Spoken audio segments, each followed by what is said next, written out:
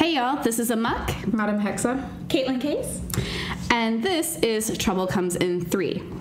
This podcast discusses scandalous topics like communication and sexual health, along with kink, leather, and ethical non-monogamy. If you're under 18, please leave us and check out scarletteen.com. For those over 18, welcome and let's get naughty. For tonight's podcast, we're going to get to know each other a little bit better and share who we are with our audience. So, since you are the top of the food chain, Madam Hexe, would you like to start? I mean, that's how we're doing it. All right. You are the top of our food chain. That is how that works, yes. So, I am Madam Hexe. I am a German dominatrix in Tampa Bay. I am one half of a full-time master-slave dynamic with my boy. I like rope.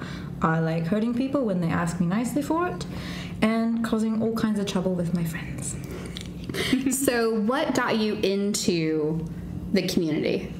So I actually was first exposed to BDSM and leather back in Germany. So I was about 15 at the time, which is a little early to be going public. But I started with rope bondage. So usually bondage at home. I don't know what possessed me, but one day masturbating at home, I thought, bet this would feel amazing with my ankles tied together. And I was right. So that's how I started with self-tie and kind of worked my way into the scene. At about 17, I kind of went public for the first time and was exposed to more of like a structured leather community where I received my training first. So served for like 1 year and some time as an S-type on the bottom of the totem pole, working my way through and then learning by the time I was 19 to be on the D side of things. Came to Tampa and kind of sussed out the community here and have just been worming my way in wherever I fit. So what is the age of consent in Germany? Sexual consent in Germany actually starts at 15 for girls. But a lot of like public clubs and scenes and things, like dungeons or play spaces, oftentimes will enforce an 18 plus rule, mainly for foreigners though. So that the rules of like home countries are more, it's an easier way to kind of moderate things. So that way they don't get in trouble for like international like child. Yeah, you know, that like, makes sense. Yeah. So, but for example, so most things I did either were at home or in private homes. So that's kind of how that worked out. We have a cat. I'm sorry. That would be one of the Trouble Comes in 3's pet situation. Odin making an appearance for dinner. I'm going to get some crunches. Yeah, getting some crunches. He drinks with his paw because he's a gentleman, all right? He's so precious. All right. Do you have a question for her? Oh God, I don't even know right now. I feel like you covered all like the introductory questions that like would come into my head. I'm so glad you're committed to this process. So committed. Okay, so what drew you to the dominant master side of relationships? So the master as a master-slave dynamic that I currently have is fairly new, as if it's a 1 year as full MS. Taking it back, I've had my boy for a total of 3 years now, including his consideration period and then formal service. And we were always DS. It was always dominant submissive. It wasn't master slave. It's just something that we work towards. I like MS in general because it's representative of the extreme. I like things in extreme, and I think that it's everything that we love about a I hate to say typical DS because it's not really a typical dynamic, but a DS, but to a more intense level a lot of the times. But as far as like moving over to the dominant side at all in my journey, like I said, I was when I was in my training and in service back in Germany, you know, I enjoyed the structure, I enjoyed the discipline. I even enjoyed the play sometimes as bottoms. Like, I'm not a masochist. A lot like my boy, I will endure things for a top that I like. I was always a rope switch, though. I love rope both ways, but I'm selective with who I play with rope because it's a dangerous game. And really a lot of people take it for granted because there's nothing sharp or impactful about it, but it's really very dangerous, actually, and it takes someone very skilled to do that well. actually have a story when I was originally under a master first in Germany, and I ended up with my mem eventually for the completion of my training. Didn't get along with him, didn't like his attitudes, and I thought, oh, it's my fault, I'm doing it wrong. Mm-hmm. It really felt that I just wasn't cut out for the lifestyle in general. Like, I found out later that S-type just wasn't me, mm-hmm. but at the time you think everyone should be able to do that. Everyone's gone through it. Why am I having such a difficulty? There was actually one time in a scene I headbutted him, cracked him in the nose because I didn't like what he was doing, and that is that is when Katja's mom was like, maybe we should try you on the other side of the handle. And that's kind of where that inspiration, because she was also pro-dom as well, mm-hmm. so that's where she was kind of like, maybe you're on the wrong side of the swing set here, and that's how that transformation started. Cool. So, like you said that the master-slave part of your dynamic is newly introduced. Was it ever a goal when you started into your DS with your boy, or was it something that just kind of happened? It wasn't for me, but I think it was for him. He very much likes the idea of the extreme servitude. That's part of it is fetish. Part of it is him as a human being. He loves being useful and being of service, and to him a slave is the ultimate form of that usefulness. And so the moniker itself was something that he was really drawn to. Oh God, here comes the cat. No champagne for you. Hold the champagne glasses so he doesn't drink them. It kind of progressed as we moved from more of a casual DS to more full-time, and from full-time to just certain aspects of his life that he didn't think, like, I control his finances, I control his dietary plans, I control his exercise regime, I control parts of his life that are not innately the fun, sexy thing that we usually think about when it comes to these kinds of relationships. And so I think that kind of just, it became what it always was. We just called it finally what it was, which was master slave. Were you looking at me like that? Hey. Hi. Because I think it's your turn. I know. As the bottom of our food chain. Oh, I see. We're going to the polar opposite. Got it. Right. Hey, you guys I stuck myself in the middle. That's fair. It's a good place to be. Right. Oh, hi. Hi, Who are you? Tell us a little about yourself. I'm kayce. I am a 24/7 service-oriented submissive. I'm from the Tampa Bay area, really active in the kink community out here. I started my journey right on my 18th birthday. So I had been, it was something that was mentioned to me before I was of legal age, but I was always one of those people where I never wanted anyone else to get in trouble for something. So I definitely waited until I was legal age of consent for the U.S., and I started exploring and kind of found my place in the community. I started going out to public events at around 19. Went to my first big con at 20. It's just kind of like those little baby steps. Each year I hit a new milestone. Nice. And yeah, I'm a kitten, a masochist. And you're currently in service to someone? I currently am in service to my partner. I've been with him for just over 2 years now, which is exciting. And then I'm also in service to my community, which is a big thing for me. Tell me about being a kitten. So being cat-like is something that has always been a part of me. Since I was little, my mom would always get on to me for acting like a cat. If I didn't like something, I'd hiss. If I didn't... It's kind of like me when I see children. Right? It's also so very, very much her to be like... Right. Yeah. Like, just all the mannerisms as a cat. Just my personality has always been very cat-like. Up until today, like, if I want your attention and, like, I'm not...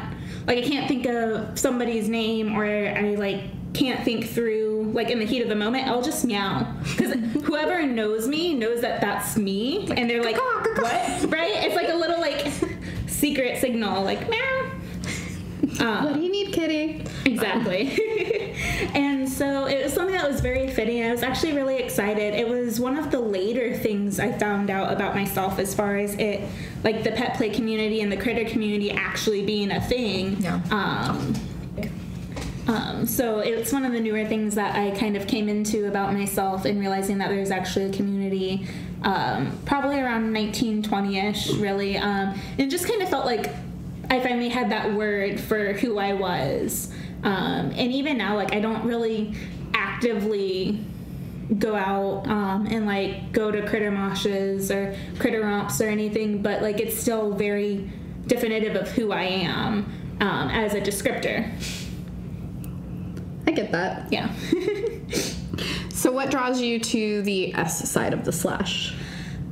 Again, it's kind of just always been, like, in me. I grew up doing a lot of volunteer work. I've always wanted to help my community, and that kind of transferred into finding my local kink and BDSM community, because they're always looking for volunteers for events or doing some sort of fundraiser, especially in the leather community, because it is so Philanthropic. Yeah, philanthropic. There we go. Words are hard. English is hard. Yes. I was like, hold on, what's the proper and so it kind of just fit in. I've always been one, like, even in just plain vanilla relationships, to be the one that wants to go the extra mile and to give those things and to, like, pack the lunches and all those things. So it kind of just fell into place. And servitude for me goes to a whole nother level, which is what I really like about the DS side of things. Ultimately, slave is a goal for me in the long run. It's definitely not something I want to jump into. And I know there's no jumping into that. No. But kind of work my way towards that in my life as a whole. I get really weird sometimes about, like, referring to myself as a slave or slave-like, because I feel like I haven't lived it yet, so why would I refer? Yeah, kind of. And, like, not to be, like, gatekeeperish, but for me personally, it's like I don't feel like I've hit the level to earn that honorific, because even as a bottom, there's still honorifics. Yeah, absolutely. Yeah. One of those, you have a slave heart, but you haven't had that opportunity. You haven't got to really use it fully. So, like, I'm a big proponent, like, people get so like up in arms about young people calling themselves masters, but if a really young person's a slave, it doesn't quite have the same power, but to me it really does. We are currently watching Madame Hexe try to steal the champagne cork away from the cat, not the kitten. The kitten is fine. The cat, on the other hand, he keeps bapping it around. I might end up on the floor for this podcast. I'm gonna get away from both of you.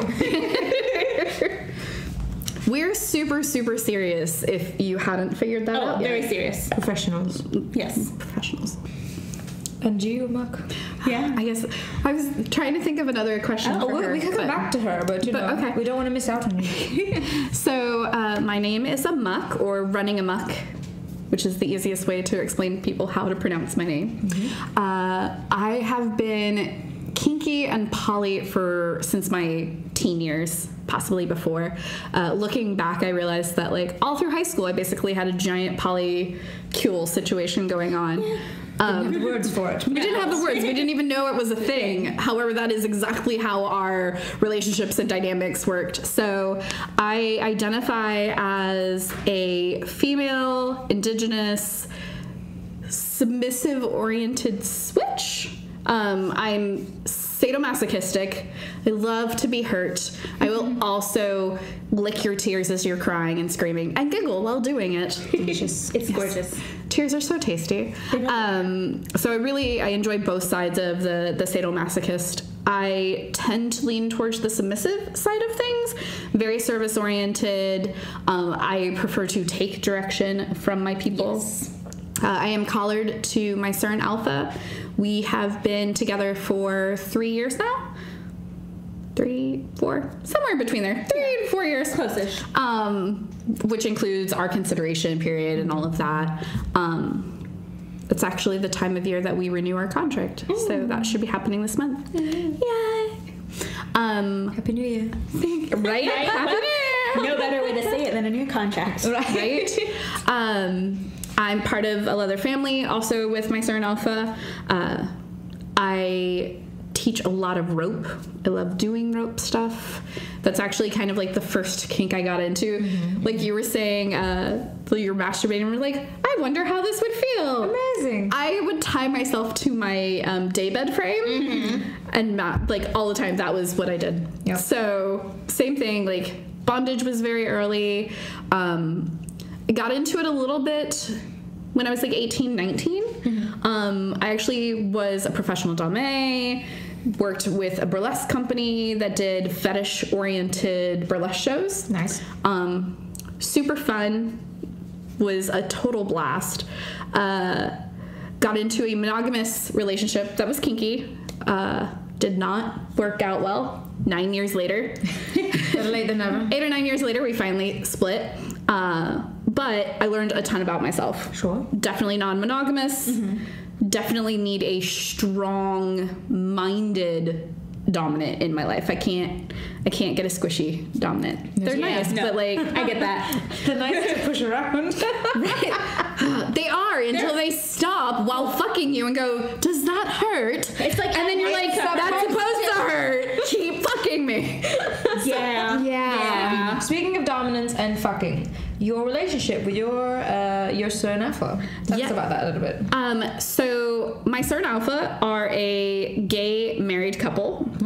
They are fantastically hot. It's really so sad. This one's to you, sir.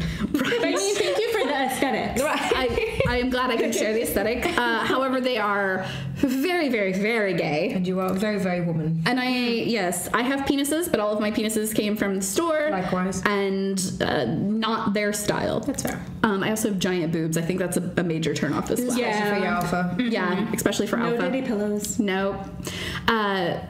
So we do not have a sexual-based relationship. It's completely platonic, but it's a very dedicated service. It's not master-slave. I do still have a lot of control over my daily life and stuff. They live about an hour away, so we only get to spend about one weekend a month together that's not event related. Right. As you guys... Your family's very involved in the local community, so most of the time when you're together, you're actually working events as opposed to just enjoying them. Yeah, we're all educators. We all help run events. We all help, we're constantly volunteering at events and things like that. So it definitely becomes it's amazing and it fills my soul, but exhausting. It is exhausting though. I mean, it can be exhausting. At some point you need to take a little I charge. Tried last year after realizing that I've been actually involved in the community aspect for about 11 years now. Okay. I'm in my 30s. Wow. So, started in my mid 20s. I realized it had been 4 or 5 years since I went to an event that I did not work. Okay. Yeah. So last year I was like, I'm going to go to an event and it's going to be a vacation and I'm not going to do anything and it's going to be lovely. So I get to the event in Atlanta and I'm there a day early because I always go a day early for that event because there's so many people. It's 5,000 people at this event. I got there a day early. I was a little nervous because I was like, oh my God, what do? I don't have anything. I have so much time. And I got roped into being on the rope panel. So my vacation trip, I ended up going and being a presenter and teaching for them. So I'm bad at the taking vacation for vacations. But apparently other people are bad at letting you take the vacation. Yeah, you had all intents to take the holiday. They didn't know. They asked if I was there. I said yes. They said, would you like to do this thing? I said yes. And then you're no, I meant no. No, I was super excited. I was super happy. I had a great time being on the panel. Also, I was very chatty, which compared to the other rope bottoms was a thing. One of them was completely silent, which doesn't make for the greatest panel when they don't speak. That's what the idea of the panel is. You go back and forth a little. Yeah, no. If you, I might be super, super stubby, but if you put me on a panel, I will talk your ear off. Noted. Oh God, what did I just rope myself into? Rope, apparently. How do we know each other? Maybe we should talk about that a little bit, shall we? Yes. How do we know each other? How did I think... Okay, so in regards to aemok, I actually met your sir and alpha first. Yes. I met them first. I became quick friends, actually, with your sir. because we have a lot of the same energy at events and in general, I feel. By energy, she means the standing, intimidatingly quiet at the cigar social, while others want to talk to them but are terrified. And I just sat beside Sir on the ground. Right. So that energy. I don't know why I'm so friendly. Must be the fuck off stamp to my forehead. I mean, yes. But so I actually met amongst Sir first, and we shared a few words. But that was enough, and it just became we would continue to see each other at events, and we would just kind of find one another, stand next to one another, because nobody would bother us, because when we stood next to each other it looked even more intimidating, which was great because both of us are actually introverted, so it's a really great chance to just be in a tiny world with somebody else and not have to worry about the rest of the world, and then we're like, okay, thank you sir, off I go, and then both of us are charged enough to keep going. Your alpha, everyone knows him. Yeah. He's very enthusiastic. He's a fabulous bloke. So I met him obviously after spending some more time with your sir. When did we actually chat? A few times. The first time actually. It was little spurts at the during the cigar socials. Right. Like I would you're glued to your sir, Yeah, like I sit beside, I do just chirp things in. Yeah. And then our first like actual sit down was when we went to get tea. Oh, we went to get tea. That's right. Yeah. Forever. Yeah. Like just year and a half, 2 years ago. We went to get tea. That's right. Yeah. The first of our tea dates. Mm-hmm. Yeah. And then Kaitlyn Kayce over here. We're a bit of a funny story. Okay, yeah, let's get to that, shall we? So this as FetCon or FP, was it? It was FPE. It was FP. So my... Yeah, you know exactly where I just remembered the... Yes. Yeah, so... No, go ahead. Okay, so... My first FPE, there was this gorgeous female couple that I kept seeing come through classes. Like, dressed up to the nines... Gorgeous. Watched them play in the dungeon. Gorgeous. And like we would pass and like our eyes would kind of meet, and I'd be like, "Oh fuck," and scare up because this was my first actual like lifestyle event. Okay. And everyone I knew was working, and they worked the DM shift, so they worked the night shift. So a lot of them were still asleep while I was doing classes. And so, whatever, like, we never really talked. Then fast forward to probably a month or two before the next year's FPE, I got a message on FetLife, which, for those of you that don't know, is like a kinky Facebook almost, a way of, like, meeting people and finding events. And it was this very well-written out, super long message about how, something like, I had noticed you last year, I noticed you're in the area. I also noticed that you were watching us. Yeah. I figured you were too shy to say hello in person, so I took the burden upon myself to make that introduction, and I'll tell you what, she thought I was catfishing her. I did. I thought it was like, I don't even know, like... A little insulted. Like a little pro-doming, like she was going to expect me to pay, and like these things, and like... I don't know, like just something about it I was super nervous about. I ended up, I think, deleting the message. Yeah, I didn't respond. I was like, fine, fuck you too, pal. I was like... But like she messaged me, she's like, my girl and I are going to be going this year. If you would like to join us, please feel free to message and you can tag along with us. And I was like, wait, what? Panic. Super panic mode. Ended up deleting the message. Fast forward to almost a year and a half later. Mm-hmm. Or no, about a year later, because this past FPE we already knew each other. Mm-hmm. And my dom, my partner, was like, hey, so Madam Hexe had messaged me. She wants to get to know me a little bit more and like go out for drinks. I was like, okay, yeah, whatever. My sir and I are in a poly relationship, polydynamic. And I couldn't put the name to the face. And so he showed me a picture. I was like, oh, wait. Her? Oh, her. And so anyways, I think it was at a cigar social then that you guys had kind of sort of met up, but you had like your whole group with you. Right, which let me preface this by saying I typically always have some kind of an entourage. They tend to grow. I plan to go with one creature and then a bunch of people come, which I don't mind doing because oftentimes I bring people that don't have someone to go with or they're afraid to go. They haven't been Hence the invitation. Right, so I tend to be an anchor and then I can introduce them to people that I know that will be friendly to them and they can have those conversations or they can just enjoy themselves and be left alone because they can just say, you have that intimidation factor. Yes. So like, oh, I'm with her, so no one's going to mess with me because have you seen her? Exactly. And funny enough about yours, sir, Kaitlyn, was I had seen him creeping as well at several events for about 2 years now, I think, right? Yeah, and I'm like, is he ever now. gonna fucking say hello, or is he just gonna watch me in this latex all night? Watch me in the latex all night. So that's when I finally was like, are you actually gonna introduce yourself at some point to me? And I said, I'll be at this event. That was a cigar social back when the flamingo was a thing. And I said, come say hi then. And so that was that moment you're referring to then. And I tagged along and like we exchanged a little bit small talk, and I was still like very like, I don't know how I'm supposed to be interacting. Like, this is supposed to be his time with her now, but I had told him before we met, I'm pretty sure she is the one who sent me this message like 2 months before him and I actually started like pursuing, like talking to each other seriously about starting to enter something. And I was like, man, I don't know. I was like, this is like super full circle. And then, I think our first official time hanging out, I don't even know. No. It just became an organic thing. It just became a thing. Yeah. It just became an organic thing, I think. Yeah. So in case it's abundantly clear, I'm also fucking her, sir. Just so that it's clear. Yeah, because I'm not. So. Right. Which we should talk about, actually, a little bit. Yeah. I'm also fucking her, sir. Yeah. So, I mean, if you're wondering how we're all tied together, it's through my sir. But also not. We date each other more than we date him. Yeah. I definitely talk about my girlfriends more than I talk about my boyfriend. Yeah. No, same. Like,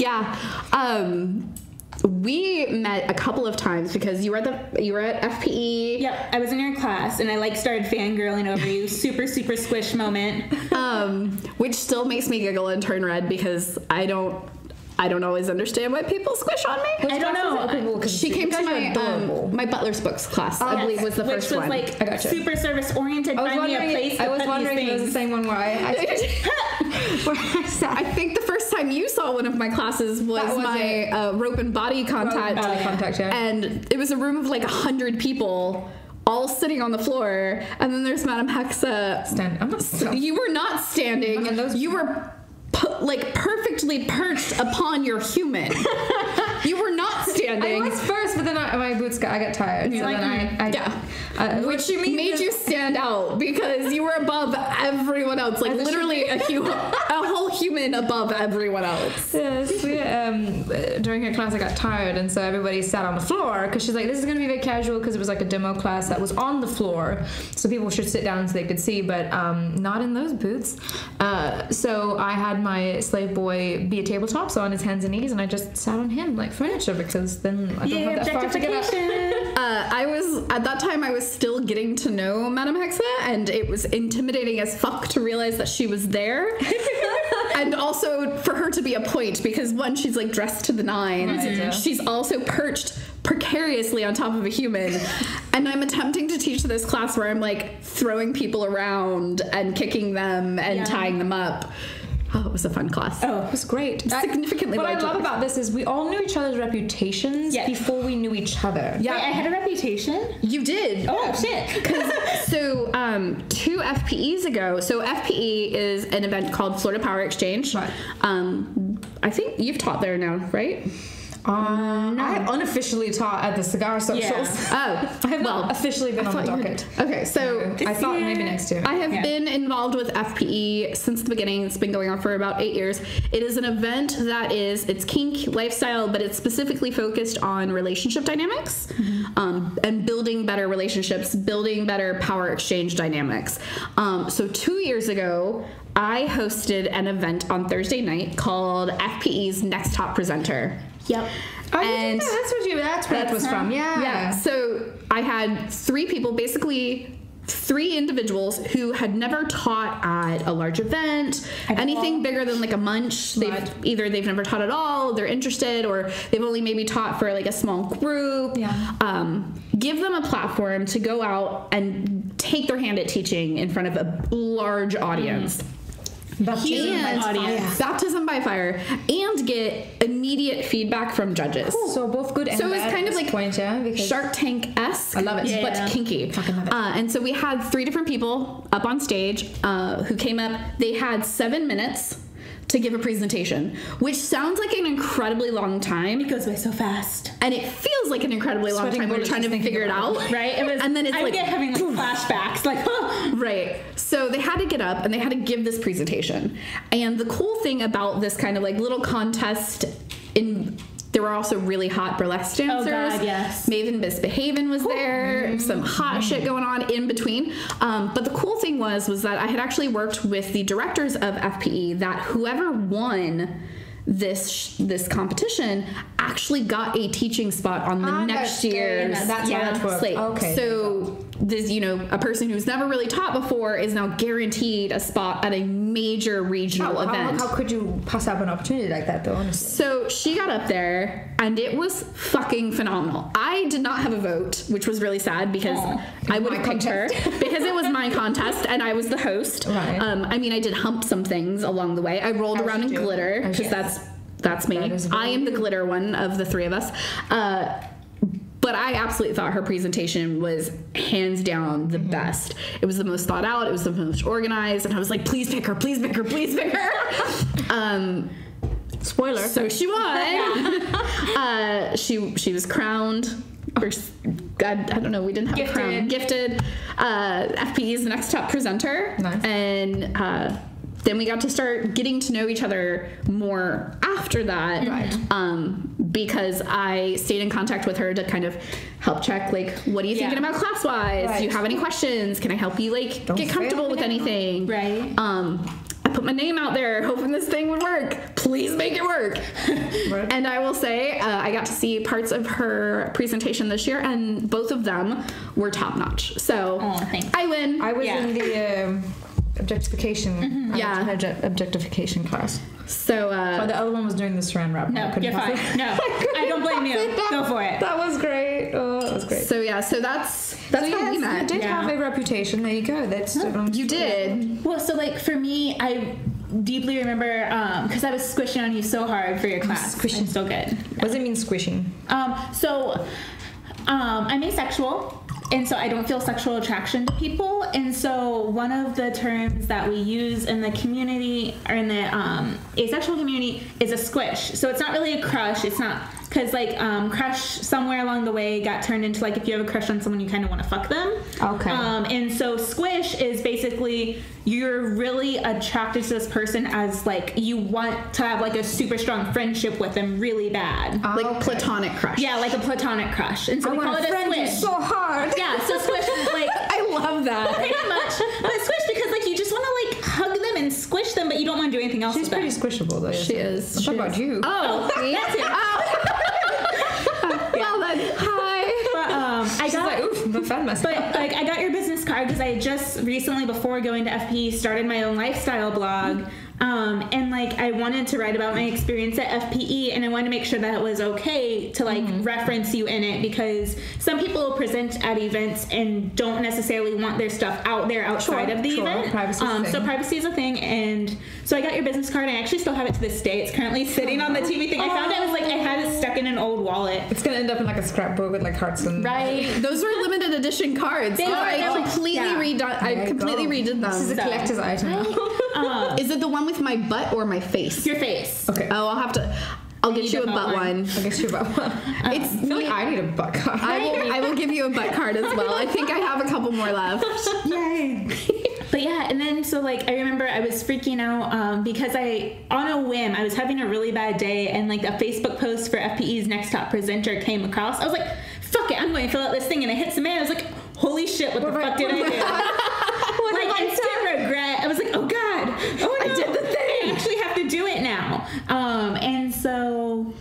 And I found out you were the one running. I was like, oh yay! But then I like had a test the day of, so I was like, I might not be able to make it. Oh, God. And she's like, I will put you last. I don't care. She's like, just come. Like, it should be okay. Don't you fucking dare not show up. Yeah, she's messaging me like hours before it happens. Like, I have a test. And I was like, I will make this work however I need. I will like, do the limbo if I have to draw out the time, but you're coming. yeah. Yeah. And so. And you showed up significantly early enough to do the thing. I ended up skipping the lecture portion because she's like, as long as you take the test, I don't care. I'll mark you as here. So I was like, great. I'm not going to lose points for absences. I was like, oh, it was super cool. It was my substance abuse psychology class, and I was like completely upfront with her. I was like, hey, I am doing a presentation at this kink conference to try to like up myself in the community. And she was like, oh, that's neat. Oh, that's and neat. then like let me go. Nice. So it was super cool. would, I suppose. Right? Like, cool. And then like I was so nervous. So nervous. And I remember you were like shaking. There was one moment where I was standing there while the judges were asking me questions, and like I'm like shaking back and forth, and she just grabs my hand and was like, I'm going to hold this. She squished you back. Yeah. And then you ate my chocolate.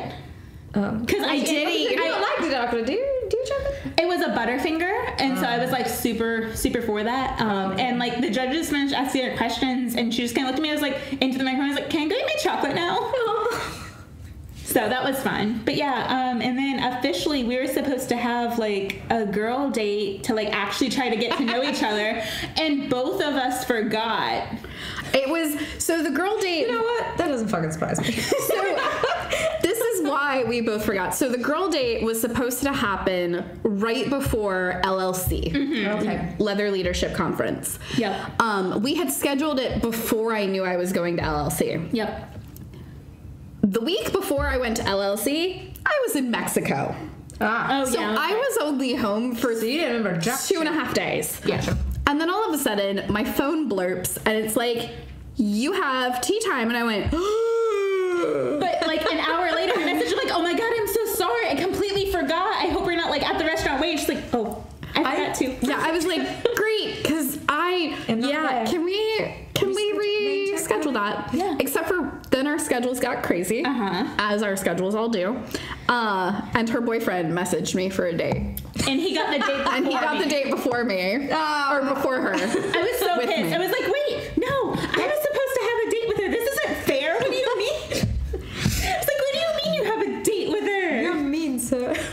The way he told it was that, like, I had sent it back to him, and he, like, leaned over and was like, "Do you have a problem if I have a date with a muck?" And you were like, I do. I was supposed to have a date with a muck. No, that's not fair. So, yeah. So that happened. That was last year.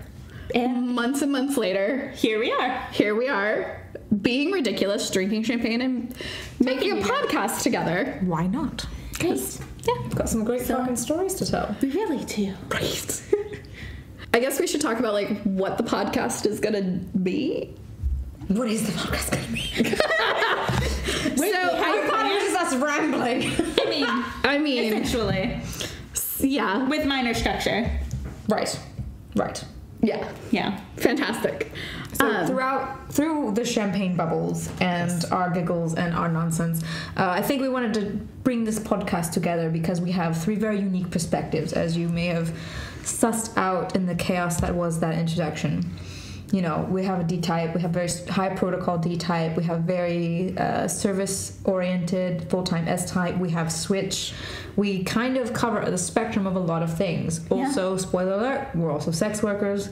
Yep. We are educators, come from very different backgrounds, different goals in our leather and our kink lifestyle, as well as just our human lifestyles. So we just thought it'd be a nice way to kind of get the broad spectrum of a lot of different topics. Yeah. And like we have so many experiences outside of each other, but we've also had some like crazy awesome experiences with each other. You have popped all your best cherries, I feel. No. You guys have popped so many of my cherries. I'm not upset about this at all. Me either. But yeah, so I think it'll be an interesting adventure. If nothing else. Weekly release, I think, is a goal. Yep. So we're going to do weekly releases, and we're going to pick a topic and chat about it and offer what we can. From 3 different, I mean, we've got different sides of the slash, different identities within what we like and what we don't like, different sexualities, different relationship structures. And guess what? You can follow all our problems on social media. Yes. So if you have an Instagram user, I am at Madam Hexe. I am at aemok. Do you want to spell that? No, it'll be in the show notes. Okay. And I am currently working on my new Instagram. Okay. So but if you want to follow me on Twitter, my @ is kaitlyn1. Okay. We also do a lifestyle blog. So mine is kind of BDSM, business, and bikers, because that kind of sums me up. So that's Mad Money Madam is my blog name. And mine is runningamuck.com. It's a mix of education and leatherworking, leather crafting. Woo. And then my blog is kittensbdsmform.wordpress.com. And all of these links and handles will be written out in the show notes, so you can follow us easily there. Remember, Trouble comes in 3. And get fucked. Cheers. Woo! We did it.